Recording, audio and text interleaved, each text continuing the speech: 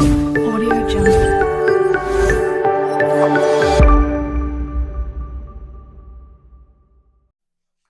नमस्कार साथियों, मैं अंकित कुमार आपका स्वागत करता हूं हमारे YouTube channel MSN for you में। दोस्तों, आज हम पढ़ने जा रहे हैं वीनियर डिजीज, जो ऐसी कंडीशन है जिसके अंदर एक ही डिसऑर्डर के अंदर आपको डिफरेंट डिफरेंट सिम्टम्स देखने को मिलते हैं, जिसको हम बोलते हैं ट्राइड सिम्टम्स। दोस्तों, ये बेसिकली जो कंडीशन है ये हमारे इनर डिसऑर्डर के अंदर ही आती है, इनर ईयर के डिसऑर्डर के अंदर आती है। जो हमने बताया था आपको सबसे पहले कि जो ईयर के जो पार्ट होते हैं हमारे 3 पार्ट होते हैं। सबसे पहले हमारा एक्सटर्नल ईयर होता है, देन हमारा मिडिल ईयर होता है, उसके बाद हमारा इनर ईयर होता है, जिसके अंदर हम ये कंडीशन पढ़ने वाले हैं, मीनियर डिजीज। तो दोस्तों स्टार्ट करते हैं। जो मीनियर डिजीज है ये किसी जो नाम है ये किसी एक फिजिशियन के नाम पे है। समझ आया? एक हमारे फ्रेंच फिजिशियन थे,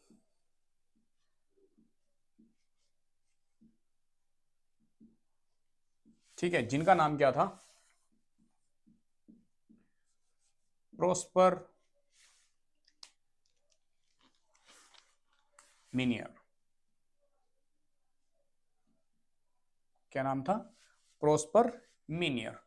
उन्होंने अपना एक आर्टिकल लॉन्च किया 1860 में, 1861 में। उसमें उन्होंने बताया कि जो इनर ईयर का डिसऑर्डर है इसमें आपको डिफरेंट डिफरेंट सिम्टम्स देखने को मिलते हैं जो एक साथ आते हैं। समझ आया? क्या आते हैं? एक साथ आते हैं। तो उसको हम ग्रुप सिम्टम्स भी बोल सकते हैं, या फिर उनको हम बोलते हैं ट्रायड सिम्टम्स। अब वो ट्रायड सिम्टम्स होते क्या हैं? दोस्तों, ट्रायड सिम्टम्स वो होते हैं जो तीन, ट्रायड का मतलब होता है 3, ठीक है, और सिम्टम्स हमारे 3 सिम्टम्स एक साथ, ठीक है।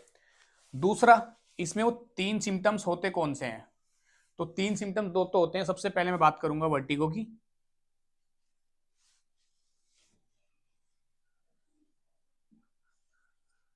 दूसरा अगर हम बात करें इसमें टिनिटस, और थर्ड वन की बात करें हम हियरिंग लॉस। ये सिम्टम्स आप में इसमें देखने को मिलते हैं। अब ये सिम्टम्स आते कैसे हैं, होते कैसे हैं, किस तरीके से पेशेंट में देखने को मिलेंगे, या कौन कौन से जो पेशेंट हैं जिनको ये होने के चांसेस बढ़ जाते हैं? तो दोस्तों, इसमें सबसे पहले जो मैं बात करूं, एज फैक्टर सबसे बड़ा एक रिस्क फैक्टर है, जिसको हम बोल सकते हैं जो पेशेंट होते हैं 70 ईयर्स ऑफ एज में, उनमें सबसे ज्यादा देखने को ये मिल सकता है। आपको जो ओल्ड एज पेशेंट होते हैं उनमें देखने को ये मिल सकता है। तो ये रिस्क फैक्टर हुआ इसका एक, ठीक है। दूसरा, अगर मैं बात करूं इसके एल्कोहल कंजप्शन, और अगर हम ये बोल रहा हूं जो अल्कोहल का सबसे ज्यादा यूज करते हैं, ओवर अमाउंट में या एक्सेसिव अमाउंट में अल्कोहल का यूज कर रहे हैं, तो उनमें देखने को ये मिल सकता है। Next, overdose of medication.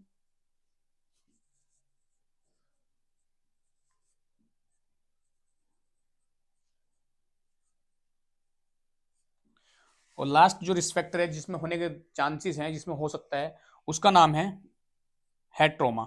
अगर पेशेंट को कोई हेड इंजरी हो गई है, कोई हाइट से गिर गया है, या रोड ट्रैफिक एक्सीडेंट हो गया है, और उस पेशेंट को आपको देखने को मिल रहा है कि पेशेंट की क्या है कि हेड इंजरी हो गई, और इतनी सीवियर हेड इंजरी है कि पेशेंट का जो इनर ईयर है वो भी अफेक्ट हुआ है। वो किस वजह से अफेक्ट हुआ है? कि जो हमारी बोन होती है उसमें इंजरी हो गई है, जिसको हम क्या बोलते हैं?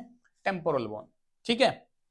अब बात करते हैं इसके कारण की, कि कौन कौन से कारण हैं वो, कि जिसमें ये पेशेंट को देखने को मिलता है। तो वो कारण होते हैं दोस्तों, इसमें स्टडी से पता चला है कि इसका जो एग्जैक्ट कोज है वो अननोन है। कि पेशेंट, अननोन का मतलब ऐसे कि पेशेंट को कोई सिम्टम्स हैं और वो आ रहे हैं, तो जरूरी नहीं है कि वो उसी कंडीशन की वजह से आए, जो पर्टिकुलर कारण है उसी वजह से आए। हो सकता है उसको दूसरे कारण हो सकते हैं, जैसे मैंने आपको बताया रिस्क फैक्टर में कि पेशेंट का एज फैक्टर सबसे बड़ा कारण हो सकता है। दूसरा, जो अल्कोहल कंजप्शन करते हैं, अब अल्कोहल तो सबसे ज्यादा यूज करते ही हैं लोग, ठीक है, तो उनमें देखने को मिल सकता है कि ओवरडोज में क्या करते हैं, जो हमारी वेगल नर्व होती है वो एक्टिवेट हो जाती है, और उसके हाइपर एक्टिविटी की वजह से सिम्टम्स देखने को मिलते हैं। तो सबसे बड़ा जो कारण होने वाला है इसका दोस्तों, वो होता है फिर भी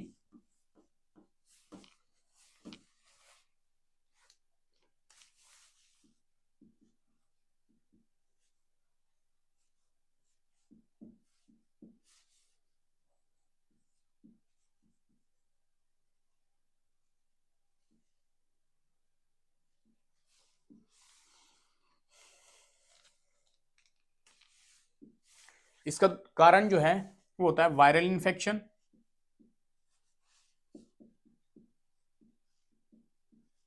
अब वो वायरल इन्फेक्शन कौन सा होता है, वो होता है हर्पीज वेरिडी। ठीक है, अगर हम इसके दूसरे कारण की बात करें साथियों तो होता है बैक्टीरियल इन्फेक्शन,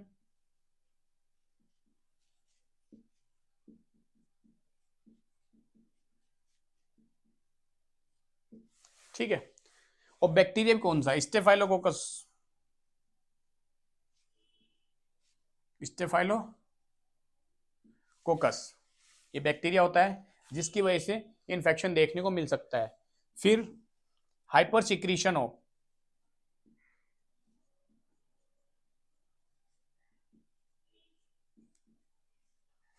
लेब्रेंथाइन फ्लूइड,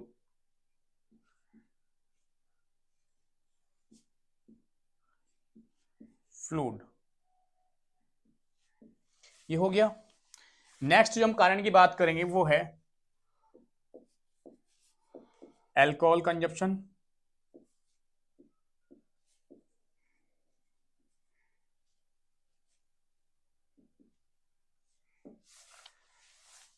दूसरा कारण होता है दोस्तों ओवरडोज ऑफ एस्पिरिन, मेडिकेशन है,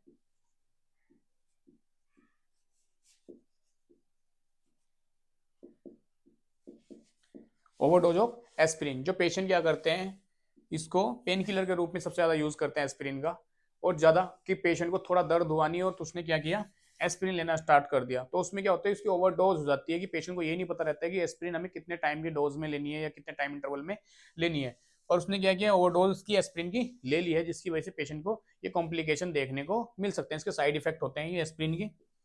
दूसरा इसमें आता है स्पोर्ट इंजरी,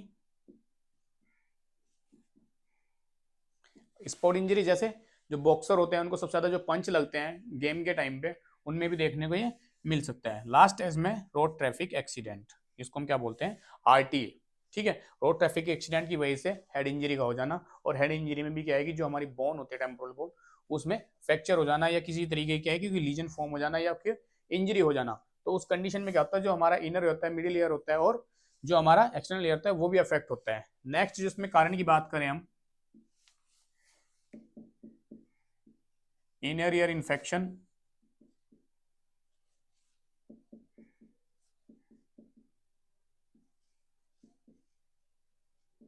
ठीक है, तो ये कारण है कुछ जो हमको पढ़ने हैं और इन्हीं कारणों से ये कंडीशन हो सकती है। समझ आया? आप पेशेंट से पूछेंगे कि आपको जो कंडीशन है कितने टाइम से, सबसे पहले जब आप डायग्नोस करते हैं तो ये कंडीशन पूछते हैं, तो आपसे पेशेंट से ये पूछते हैं कि आपने क्या खाया था, साथ में आप ये भी पूछेंगे कोई पुराने समय का कोई इन्फेक्शन तो नहीं है, पस डिस्चार्ज तो नहीं है, ठीक है, तो हम इसमें लिख सकते हैं पस डिस्चार्ज कारण जिसकी वजह से हमारी ईयर कैनाल भी क्या होती है अफेक्ट होती है, तो ये देखने को मिल सकते हैं, जिसमें आपका क्या करेंगे जो ईयर होता है उसमें फुलनेस देखने को मिलती है, जिसमें पेशेंट को क्या है कि जो सुनाई आती है वो बहुत ज्यादा कम आती है, जो हियरिंग प्रॉब्लम वो अफेक्ट हो जाती है, तो इन कारणों से ये चीजें आपको कोरिलेट करते हैं, और कोरिलेट करने के साथ साथ हम क्या है सिम्टम्स को जो हम सिम्टम्स पढ़ने वाले हैं आगे उनको आइडेंटिफाई करते हैं, तो देखते हैं कौन कौन से सिम्टम्स हैं वो।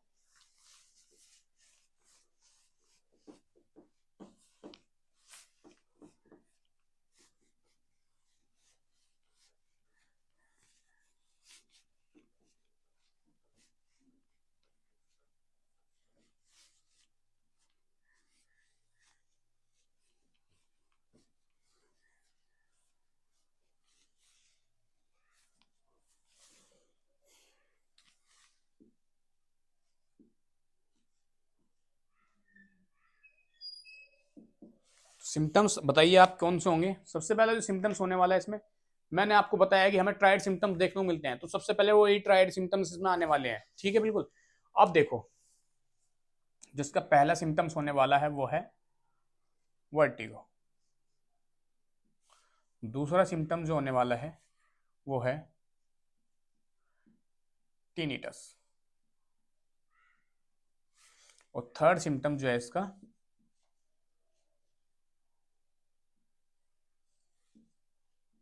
हियरिंग लॉस, ठीक है। वर्टिगो जो है इसमें जब पेशेंट बैठा होता है एक बंद कमरे में तो उसको ऐसा लगता है कि पेशेंट का जो कमरा है वो घूम रहा है, स्पिन कर रहा है, समझ आया, स्पिनिंग हो रहा है, या उसके जो सराउंडिंग जो चीजें रखी हुई है, उसके चारों तरफ जो चीजें रखी है, पेशेंट को ऐसा लगता है कि वो घूम रही है, तो इसको हम वर्टी बोलते हैं। इसलिए इसमें सीवियर कंडीशन भी पेशेंट को देखने को मिलती है, जिसमें पेशेंट क्या होता है, हाइपर हो जाता है। ठीक है।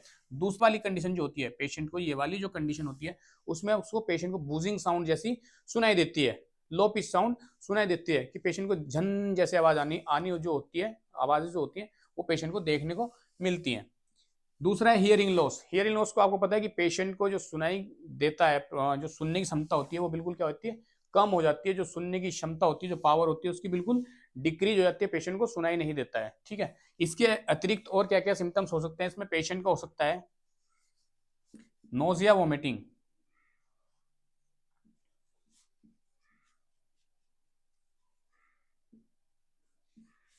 ठीक है। फिर पेशेंट को देखने को मिल सकता है डीफनेस। नंबर 6 पे हम बात करें पेशेंट का, क्या होगा, हेडेक। ठीक है। पेशेंट को इन्फेक्शन की वजह से फीवर भी हो सकता है।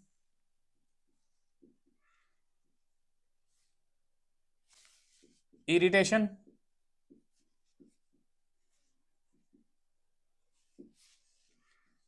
इचिंग,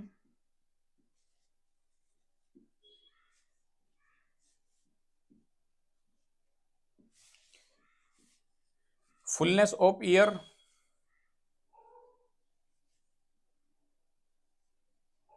ठीक है, और साथ में लास्ट में होगा पेशेंट को डिप्रेशन। तो ये सिम्टम्स हमें पेशेंट को देखने के मिलते हैं। ठीक है। अगर हम बात करें सिम्टम्स को, हमने पेशेंट ने आपको बताया कि ये चीजें मैं सफर कर रहा हूं, अब आपका काम बनता है कि पेशेंट की कंडीशन को जांचना, कि पेशेंट की कंडीशन हो क्या रही है एक्चुअल में। तो उसके लिए हमें करना पड़ता है साथियों डायग्नोस्टिक इवैल्यूएशन।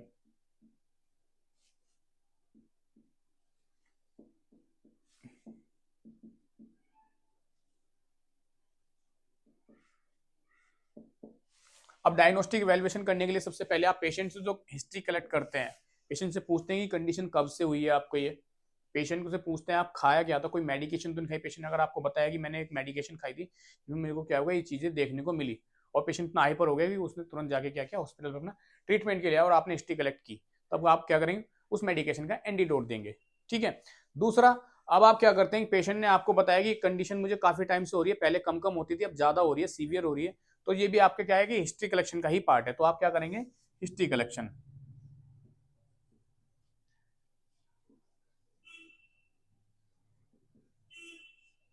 ठीक है। दूसरा, आप फिजिकल एग्जामिनेशन करेंगे पेशेंट का।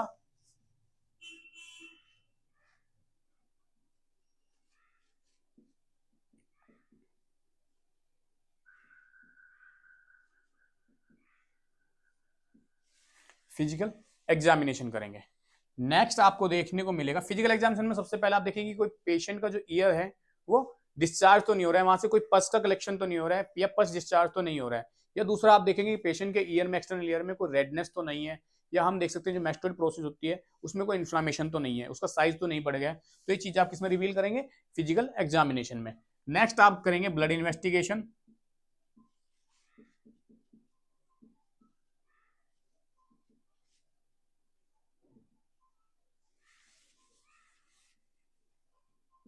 उसके बाद आप करने वाले हैं साथियों पस कल्चर।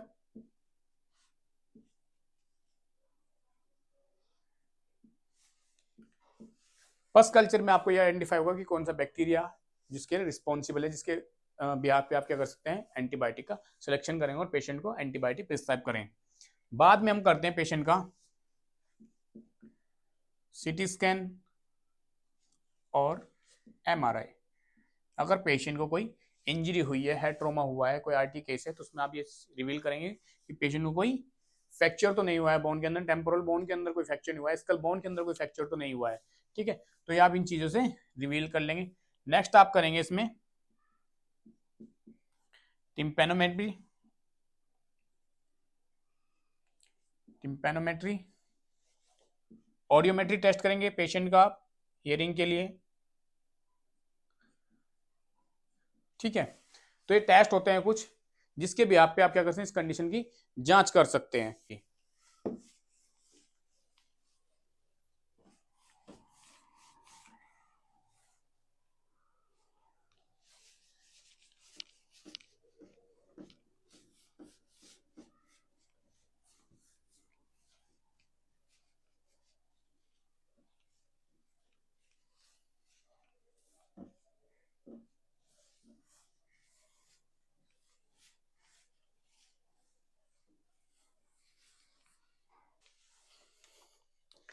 तो सबसे पहले जो उसका मेडिकल मैनेजमेंट है,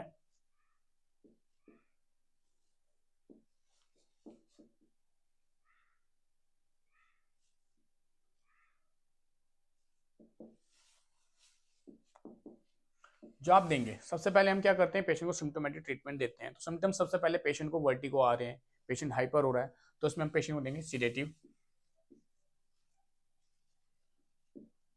मेडिकेशन।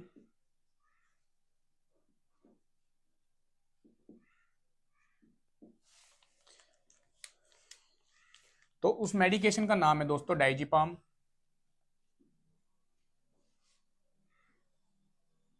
ठीक है, ये मेडिकेशन आप पेशेंट में दे सकते हैं, जिसका नाम है लोराज़ापाम। ये मेडिकेशन भी आप दे सकते हैं। साथ में आप पेशेंट को देंगे एट्रोपिन।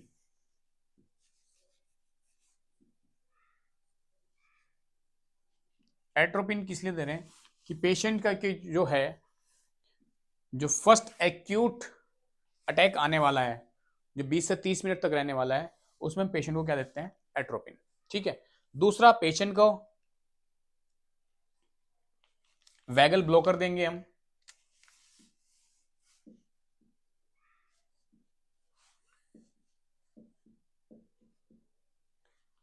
वैगल ब्लॉकर देंगे जिसकी वजह से क्या हो रहा है, पेशेंट को नोजा वोमिटिंग भी हो रहा था। तो इसकी जो मेडिकेशन है वह है ट्रैंगुलाइजर।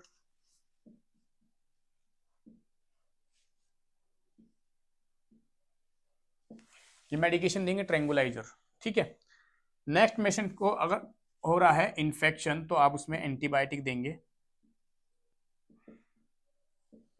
जिसका नाम है अमोक्सिसिलिन।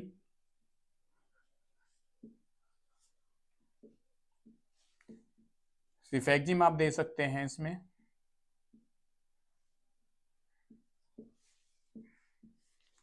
और इसमें साथ में पेशेंट को आप एम्पिसिलिन भी दे सकते हैं।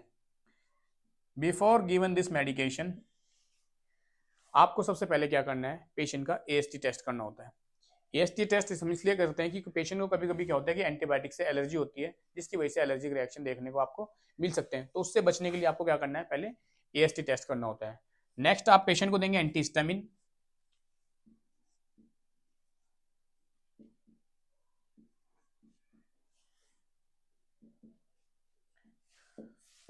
इसके बाद आप पेशेंट को दे सकते हैं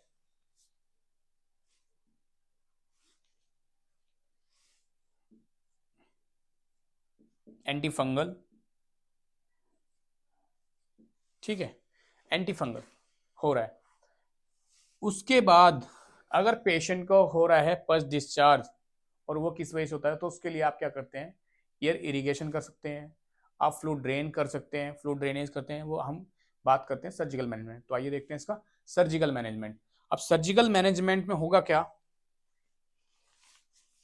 सबसे पहली जो सर्जरी आने वाली है उसका नाम है सेक्युलोटॉमी।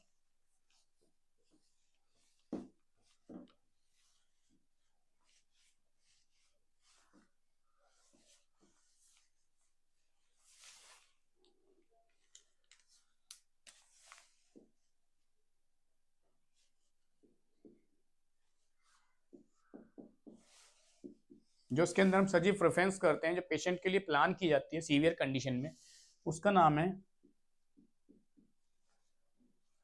सेक्युलोटॉमी। अब इस सर्जरी के अंदर क्या करते हैं, सेक्युलोटॉमी के अंदर, अब इसमें सेक्यूल के थ्रू एक होल हम करते हैं। अब होल होगा कहां पर, वो जो स्टेप इसकी फुट प्लेट होती है उसके थ्रू हम क्या करते हैं, होल करते हैं, और जितना भी फ्लूड एक्यूमुलेट हो रहा है उसको हम ड्रेन आउट करने की कोशिश करते हैं। ठीक है, तो इस सर्जरी के अंदर हम क्या करते हैं, सेक्यूल के अंदर एक ओपनिंग करते हैं, होल करते हैं वहां पर, और फुट प्लेट के थ्रू वहां पर हम स्टेप, जो फुट प्लेट होता है उसके थ्रू वहां पर उस फ्लूड को ड्रेन आउट करते हैं। तो एक सर्जरी होगी। दूसरा इसमें हम करते हैं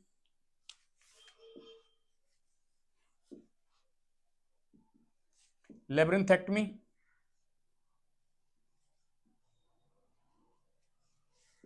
ठीक है, अब लेब्रिंथेक्टमी क्यों कर रहे हैं, लेब्रिंथेक्टमी की वजह से अगर लेब्रिंथ के अंदर कोई जो हमारा बोनी प्रोजेक्शन होता है, जो हमारा इनियर एयर का पार्ट है, अगर यहाँ पर कोई अफेक्टेड सेल्स है, वहां पर कोई इन्फेक्शन हो रखा है, या ये पार्ट जो लेब्रिंथ है ये खराब हो गया है, तो उसको हम क्या करते हैं, जिसका अफेक्टेड पार्ट है उसको रिमूव कर देते हैं।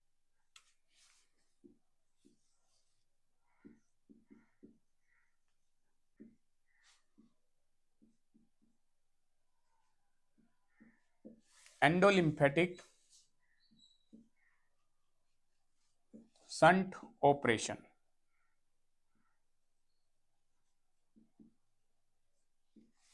अब एंडोलिम्फेटिक शंट ऑपरेशन के अंदर क्या करते हैं, एक शंट हम प्लेस करते हैं इनर ईयर टू सब एरेक्नोइड स्पेस तक, ठीक है। इसमें भी ओपन सर्जरी करते हैं। इसमें क्या करेंगे, शंट हम प्लेस करेंगे इनर ईयर से लेकर के कहां पर, सब एरेक्नोइड स्पेस तक, जिसमें क्या होगा, जो हमारा एक्स्ट्रा फ्लूइड होता है वो धीरे धीरे क्या होता है, ड्रेन आउट हो रहा होता है। ड्रेन आउट होने के बाद क्या होगा, जो पेशेंट की हियरिंग लॉस की जो प्रॉब्लम हो रही थी उसमें भी थोड़ा हमको क्या पेशेंट के अंदर इंप्रूवमेंट देखने को मिलता है। नेक्स्ट सर्जरी जो है,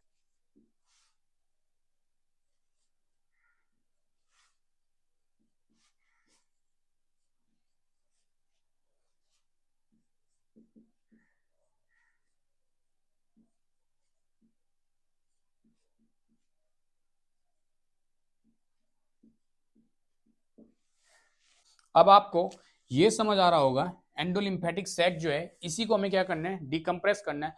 अब इसका अंदर हम डिकम्प्रेस क्यों कर रहे हैं, क्योंकि हमें क्या करना है, प्रेशर रिलीज करना है, जिसकी वजह से वर्टिगो के जो सिम्टम्स हैं वो ना आए। तो इसके अंदर हम एक फ्लूइड सॉरी स्टंट, जो हमारा एक शंट होता है, सॉरी शंट को हम क्या करते हैं, प्लेस करते हैं और उसको ओपनिंग करते हैं उसकी जो हमारी मेस्टोइड कैविटी होती है वहां पर, जहां पर वो फ्लूइड जाता है और वो फ्लूइड वहां पर क्या होना है, रीअब्जॉर्ब होना स्टार्ट हो जाता है, ठीक है। तो इसके अंदर हम क्या करते हैं, इसको प्रेशर को रिलीज करने के लिए डिकम्प्रेशन करते हैं एंडोलिम्फेटिक सैक का, और इस सैक के अंदर हम क्या डालते हैं, एक शंट प्लेस करते हैं और शंट की ओपनिंग करते हैं मेस्टोइड कैविटी के अंदर, और मेस्टोइड कैविटी के अंदर जब फ्लूइड चला जाता है तो वहां पर क्या होने लगता है, वो रीएब्जॉर्ब होना स्टार्ट हो जाता है। तो दोस्तों ये इसके सर्जिकल मैनेजमेंट था। अब बात करते हैं इसके नर्सिंग मैनेजमेंट की। नर्सिंग मैनेजमेंट में बेसिकली हमें बोला है कि पेशेंट का हमें क्या करना है, कंटिन्यूअस मॉनिटरिंग करनी है, वाइटल साइन मॉनिटरिंग करनी है, पेशेंट का हियरिंग लेवल देखना है, पेशेंट का हमें बैलेंस भी चेक करना है। पेशेंट के जो, अगर पेशेंट फिजिकल मोबिलिटी के लिए एबल है तो हमें पेशेंट को देखना है कि वो उस चीज के लायक है, चलने के लायक है कि नहीं, उसको फिजिकल मोबिलिटी जो हम करा रहे हैं वो उसके लायक है कि नहीं। दूसरा पेशेंट का जो है वो हमें करना है कि जो उसका सोडियम लेवल है वो भी चेक करना होता है। पेशेंट को हमें इसमें क्या देना है, हमें पेशेंट को देना है लो सोडियम डाइट, क्योंकि हमने बताया था कि इसमें हाइपर जो ज्यादा सॉल्ट का यूज करते हैं, ज्यादा नमक का यूज करते हैं, उनमें भी चीजें देखने को मिल सकती हैं। तो हमें पेशेंट का जो सोडियम रिटेंशन है वो भी देखना है, सोडियम का लेवल भी हमें चेक करना है कंटिन्यूअस। हमें पेशेंट का यूरिन आउटपुट या पेशेंट का जो आउटपुट इनपुट मॉनिटरिंग चार्ट होता है उसको भी कंटिन्यू में मॉनिटर करके रखना होता है। तो दोस्तों आशा करता हूँ ये छोटी सी कंडीशन आपको समझ आई होगी और आपके एग्जाम पॉइंट ऑफ व्यू के हिसाब से बहुत अच्छी लगे और आपके लिए बहुत ज्यादा इंपॉर्टेंट है, क्योंकि इसमें जो ट्रायड सिम्टम्स हमें देखने को मिलते हैं, आपके सामने एक एमसीक्यूज आते हैं कि ट्रायड सिम्टम्स हमें किस में देखने को मिलते हैं। तो ट्रायड सिम्टम्स दोस्तों आपको घबराना नहीं है, ये क्लियर आपको ऑब्जेक्शन पे ऑब्जेक्टिव पे टिक करना है कि मीनियर डिजीज में देखने को मिल सकते हैं। अगर हम इसकी बात करें अनदर नेम की, तो इसका अनदर नेम होता है साथियों,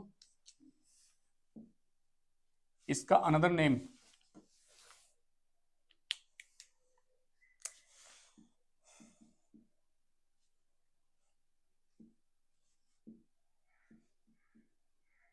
एंडोलिम्फेटिक हाइड्रोप्स। तो ये इसका क्या है, अनदर नेम।